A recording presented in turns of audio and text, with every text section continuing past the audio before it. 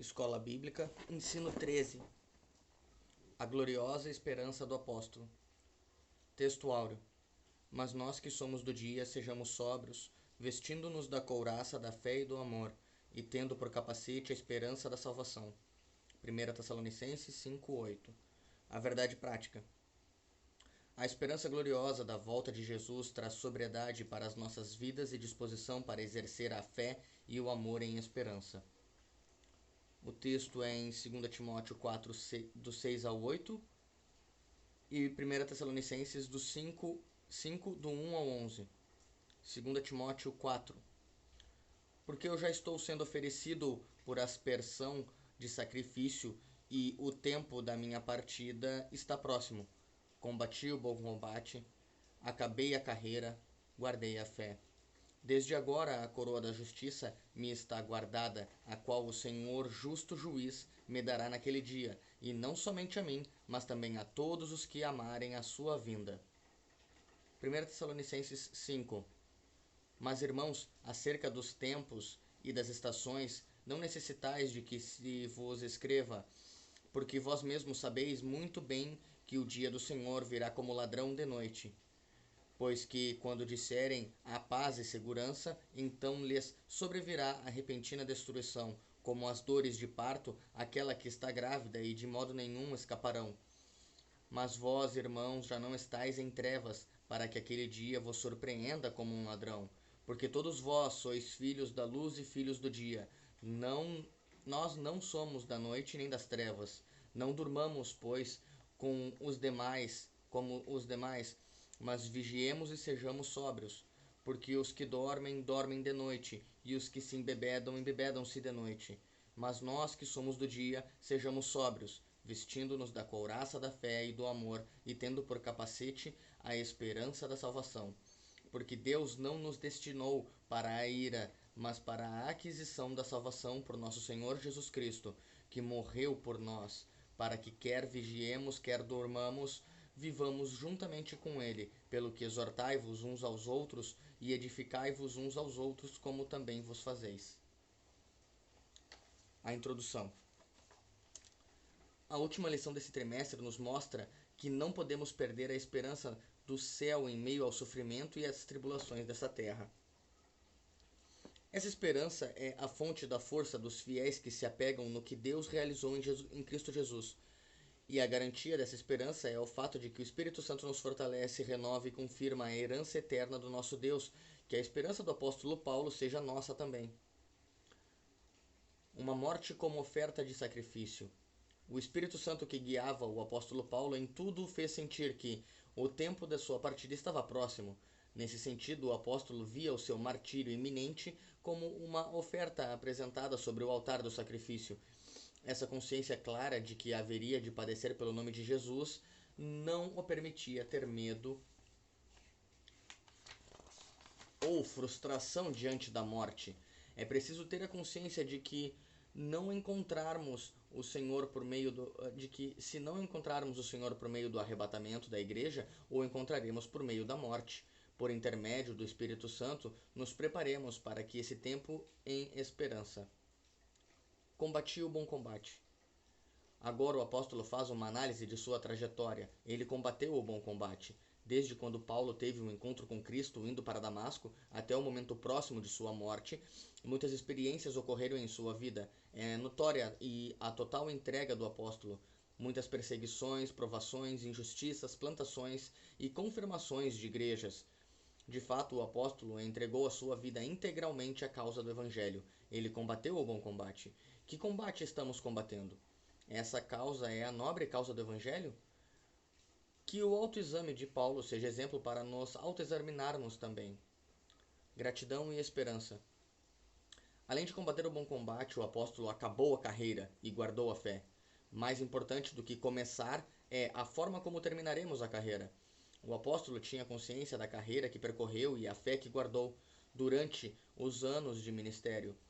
Sua fé permaneceu pujante e robusta, o que lhe permitiu olhar para a sua circunstância com atitude serena. Embora não pudesse evitar a morte física, sabia que estar com o Senhor era a coroação da sua trajetória. Temos confiança e desejamos, antes de deixar este corpo para habitar com o Senhor e partir e estar com Cristo, que é incomparavelmente melhor, o apóstolo nos ensina que é preciso olhar para o futuro com a certeza do nosso galardão e enxergar pela fé que o nosso trabalho não é vão no Senhor. Pois há uma coroa de justiça guardada para cada crente em Jesus. Estamos nas mãos do justo juiz. O capítulo 5 em 1 Tessalonicenses inicia uma conjunção, mas.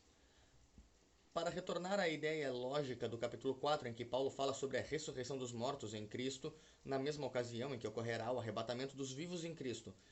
Assim, o capítulo 5 é a continuidade acerca do assunto da parousia, ou seja, a volta para o nosso Senhor, iniciado no capítulo 4. As duas fases dessa vinda. A volta de Cristo se dará em duas fases. A primeira apenas para os salvos, em que nosso Senhor virá nas nuvens para se encontrar com a sua noiva, a Igreja. O apóstolo nos mostra que essa ocasião os mortos em Cristo ressuscitarão primeiro, e os vivos serão arrebatados para estarem com o Senhor nos ares. Essa fase é invisível para o mundo, nenhum olho verá. Somente os dos salvos. Entretanto, na segunda fase da vinda do Senhor, todo olho verá. Essa parte se encontra em Apocalipse 1:7. Será uma chegada em que nosso Senhor descerá em glória e literalmente será visto pelo mundo todo e especialmente pelos judeus. Nessa ocasião, Jesus Cristo livrará pessoalmente a nação de Israel dos exércitos confederados pelo anticristo, desfazendo-os com seu poder e vencendo o anticristo, o falso profeta e o diabo para implantar o reino do milênio. Não passaremos pelo período do juízo divino, denominado a Grande Tribulação. A Igreja de Nosso Senhor será retirada antes do período do derramamento do Santo Juízo. Quando o Anticristo instalar o seu governo mundial, não estaremos mais aqui. Ao final desse período, juntos de Cristo, contemplaremos a destruição do Anticristo e o falso profeta no lago de fogo. Apocalipse 19:20. Esse ensinamento mostra aos Tessalonicenses, bem como à igreja atual, que vale a pena confiar e esperar a volta do Senhor. Uma atenção à expressão dos tempos e das estações. Os termos tempos e estações também foram usados pelo Senhor Jesus em seu último discurso aos seus discípulos, logo depois de sua ressurreição. Abre aspas. Não vos pertence saber os tempos e as estações que o Pai estabeleceu pelo seu próprio poder. Tanto os termos em 1 Tessalonicenses quanto em Atos dos Apóstolos trazem a noção da iminência da volta do Senhor, por isso devemos viver em vigilância em todo tempo, não procurando adivinhar datas ou períodos, pois não sabemos o dia nem a hora que o nosso Senhor há de voltar. Uma dimensão do Espírito Santo do porvir. Entretanto, as Escrituras Sagradas mostram que o derramamento do Espírito Santo em Pentecostes anuncia os últimos dias. Ora, o Espírito na vida da Igreja é um anúncio de que brevemente o Senhor Jesus voltará. Não por acaso, em Atos 1:11, há esta gloriosa promessa: Varões galileus, por que estáis olhando para o céu? Esse Jesus, que dentre vós foi recebido no céu, há de vir, assim como para o céu o viste ir. Espírito e porvir, temas da nossa pregação. Como pentecostais clássicos, a promessa do batismo no Espírito Santo, com evidência de falar em línguas, deve estar em nossos lábios. Preguemos sobre isso, estimulemos a igreja a buscar essa promessa. Todavia, a promessa da bendita esperança deve estar em nossa proclamação. Não deixemos de dizer: Jesus em breve voltará. A Igreja de Cristo nasceu no fogo e debaixo da promessa de sua volta. A nossa conclusão: a bendita esperança de Paulo deve ser a nossa. Ao longo do ministério do apóstolo, somos estimulados a viver no Espírito e, ao mesmo tempo, em vigilância, preparando-nos para o encontro com o nosso Senhor. Que vivamos no Espírito, aguardando a bendita esperança. O Senhor Jesus pode voltar a qualquer momento para arrebatar sua noiva. Andemos, pois, no Espírito.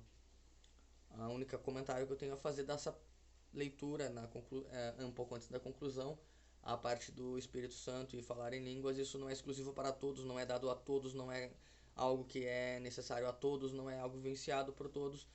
E para mim, a igreja, mesmo a igreja pentecostal clássica, ela nasce do avivamento da Rua Azusa. E os primeiros pentecostais daquela época viam as línguas não como glossolalia, e sim como xenoglossia, que não era xerebecanta labachúria, mas sim línguas já faladas.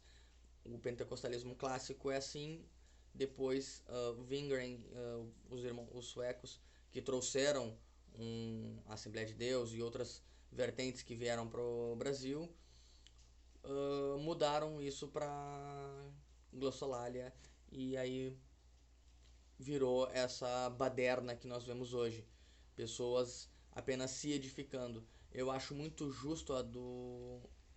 Agora eu não vou me recordar o nome do.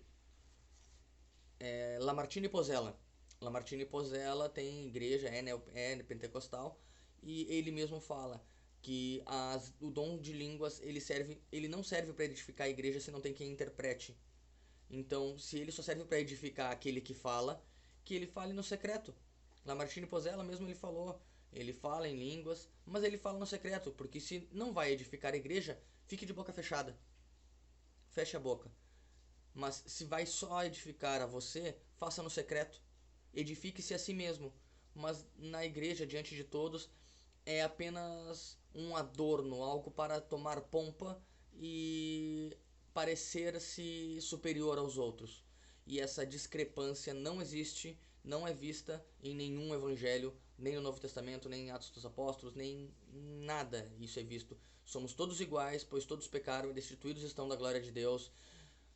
Salvos, pois, por meio da propiciação que há em Cristo Jesus Cristo, no sangue derramado pelo Cordeiro na cruz do Calvário. E é isso. Quem gostou, não curtir.